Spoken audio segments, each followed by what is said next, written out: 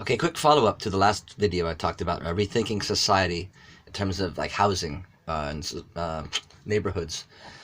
This would be like rethinking society in the subtitle of pets. I've thought about this for a while, and my thoughts are still crystallizing about how I feel about this topic. But let me take you back. I grew up with a family dog when I was 6 years. I think my brothers and all of us wanted a pet dog when we were younger, and then when I was 6 years old, we finally got my dad went and picked up a puppy from a friend of a friend, I guess, coworker. And honestly, guys, I love that dog. I was kind of shy and awkward, and I had my friends in school. Not a whole lot. I wasn't popular. I was okay, but I just really bonded with that dog. I loved spending time with him, and he was such a friendly being. So cool, so cute. That yeah, I felt his love, and I gave him love and pet him all the time and make sure he felt good. I spent more time than any one in the family. My mom was second, but I just felt like he was my dog, and he was certainly loved as deep as like anybody I've had in my life up until I was 19, and he developed cancer, and we had to put him down, and that was heartbreaking and an emotional moment. But even before we put him down, I really would question. I don't know. I'm just a thinker.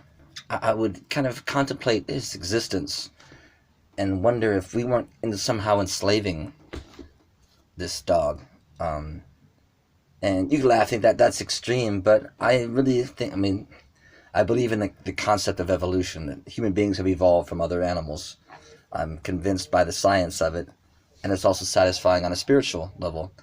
They are sacred beings. They're part of a universe just like you, and they should be endowed with certain rights and freedom. Freedom, guys, I will argue, is the number one motivating, the drive of every living thing that walks and crawls on planet Earth, to be free. And I just thought, well, maybe our dog wants to have a family, reproduce. That's also a freaking important drive. Animals want to have sex and reproduce, and we kept them from potential mates, and we neutered him, right? Is that the term? Yes, neutered for the male, I guess. That's how dumb I am. And I just, it was part of just my questioning mindset, and also reading his energy. Really felt like he felt kind of cooped up.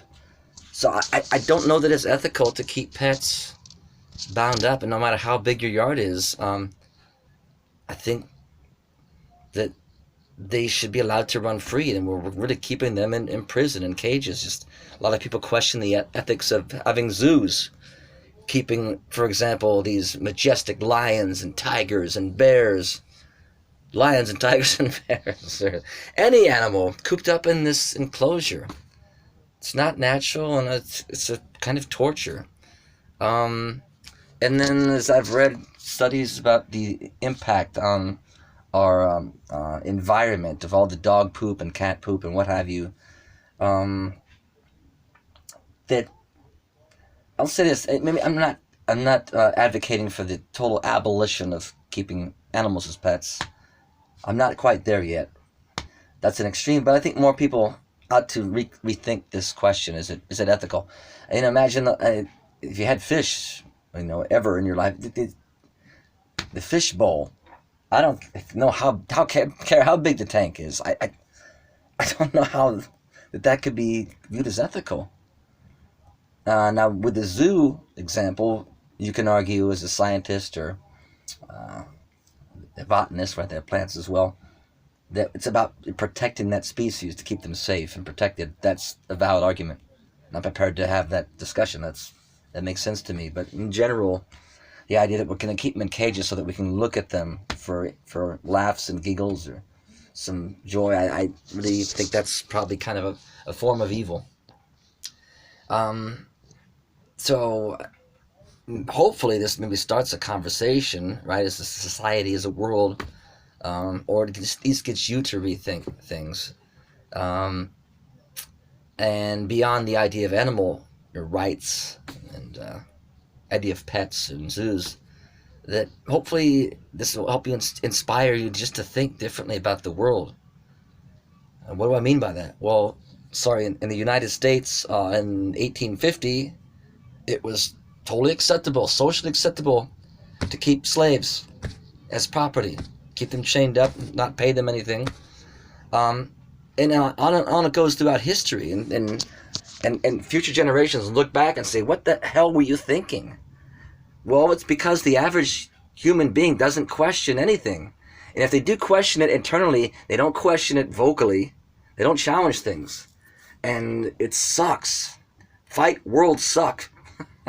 Borrowing from the Vlog Brothers, yeah, because there is sucking action, this evil, this greed, this stupidity, this blindness in the world that makes a compelling story.